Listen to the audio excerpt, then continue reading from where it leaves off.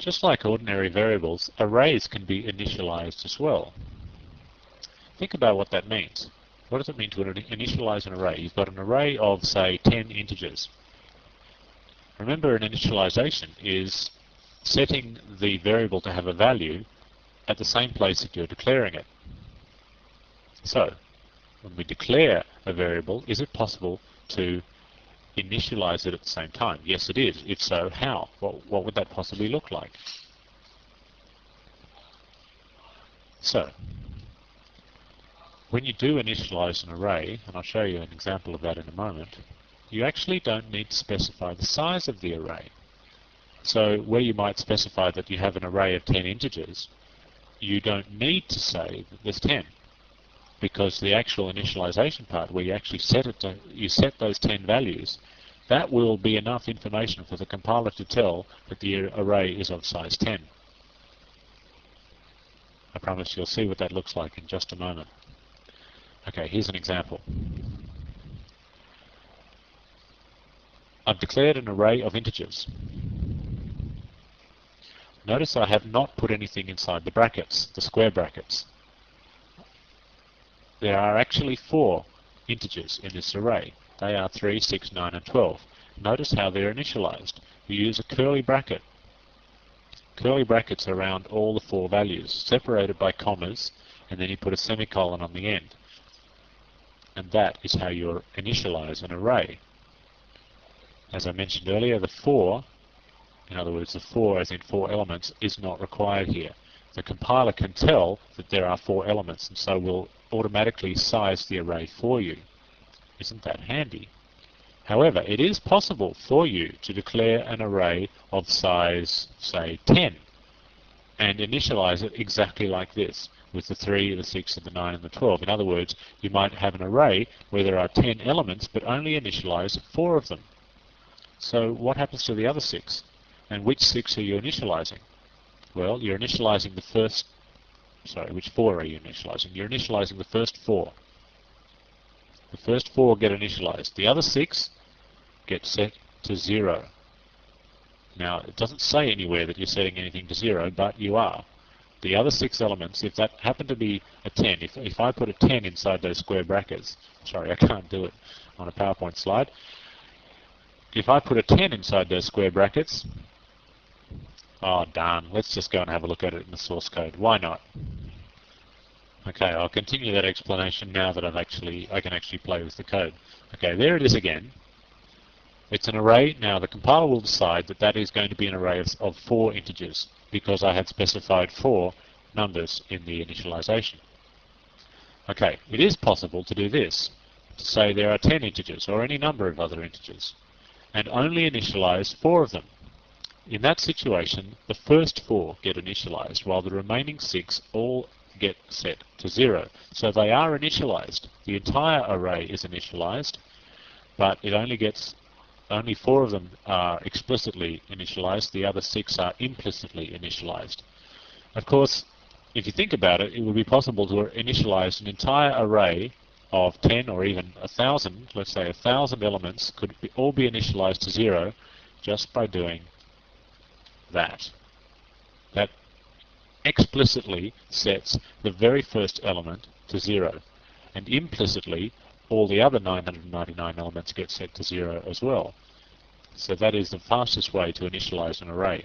It's a very, very fast way of doing that. Okay, that's fairly straightforward. Now here we are back in our multi-dimensional array example, the grid example. Remember that? Okay, now let's pretend that this is a grid of a chess grid. So we'll have to go back to 8 by 8.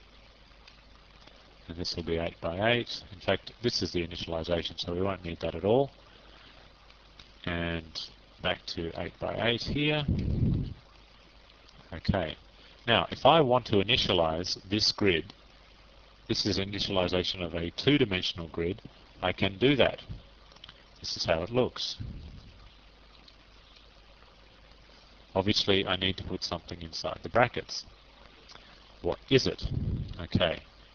I'm going to do that magic typing now, so it'll all appear in 1 second. Okay, so here we are again. and we've, through the magic of the pause button, I have done all the typing that is required here. Now I've changed this to an array of characters, so rooks and horses and bishops and kings and queens and pawns, and a space if there's nothing in that square.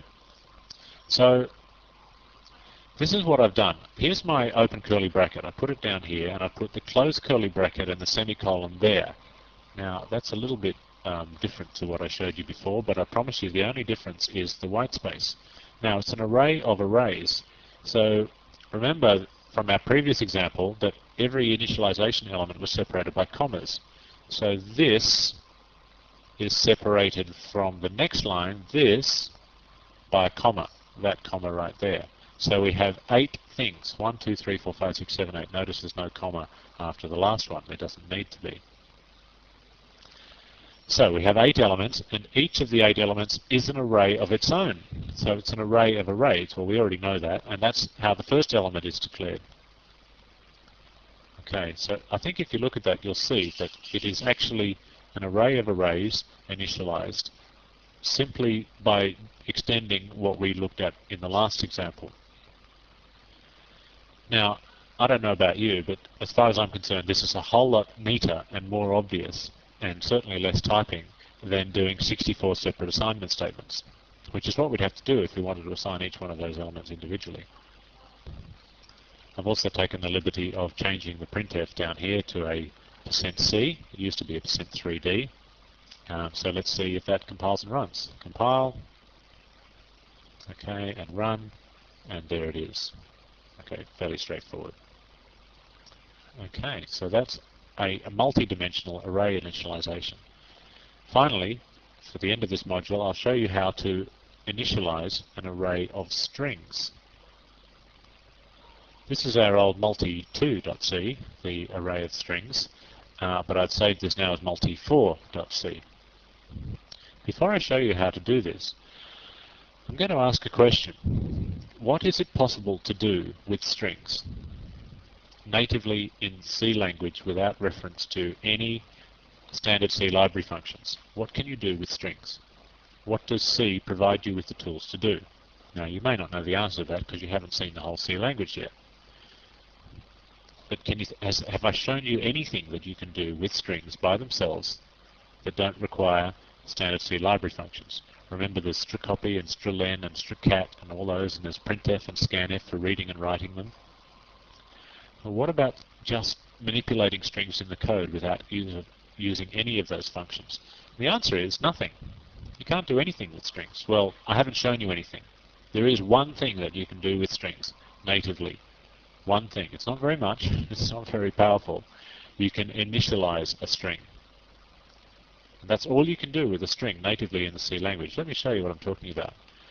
Let's create a simple string here. We'll call it name. And we'll make it 50 characters long. Okay. That's a string that's called name. I will now initialize that string. You haven't seen this before. This is the initialization of a string. I didn't show it to you before because I wanted to show it to you in this chapter, which is about initializing arrays. Okay, so let's have a look. That's it. That's how you do it. Isn't that interesting? You can't do this. I'm just going to copy and paste this code. Copy and paste. And I'm going to get rid of that and get rid of that. You can't do that. You can't just say name equals mark virtue. You can't do it. The reason is because name is an array, and you cannot assign arrays. You can only initialize arrays. It's not, well, it is consistent, but it's not. I mean, it's a very clear and standard rule, but you'd think surely if you can do that, you ought to be able to do that. And I'd like to be able to, but you simply can't. You just can't. It's one of the rules of C. So, give up any ideas of ever trying to do that. The compiler will probably stop you with an error message. However, you can do it as an initialization. So what happens here? Well, it's a 50 character array, and the first 1, 2, 3, 4, 5, 6, 7, 8, 9, 10, 11 characters plus a null, so 12 characters. The first 12 characters are being set, and the remaining 38 characters are all being initialized to what? Well, to 0. Not the digit 0, so it doesn't look like this in memory. It actually, if you recall, the 0 character is the null character. So you get 11 characters that are visible, followed by a null character, followed by 38 more null characters. That's actually what gets set into the name array right there. Okay, so now here we have got an array of strings. So let's see if we can initialize an array of strings. Let's do it this way.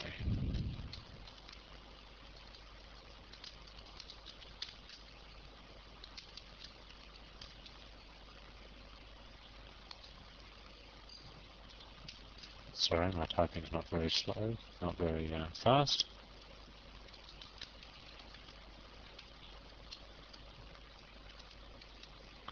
This is how to initialize.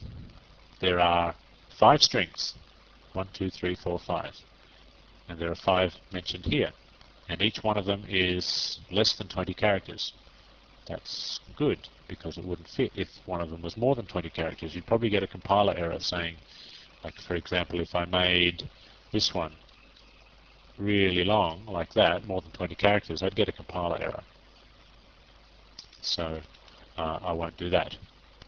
But if you recall, I mentioned a short moment ago that when you're initializing arrays, you actually don't need to specify how many elements there are. So I can get rid of that. I can get rid of the 5, and it will create 5 for me.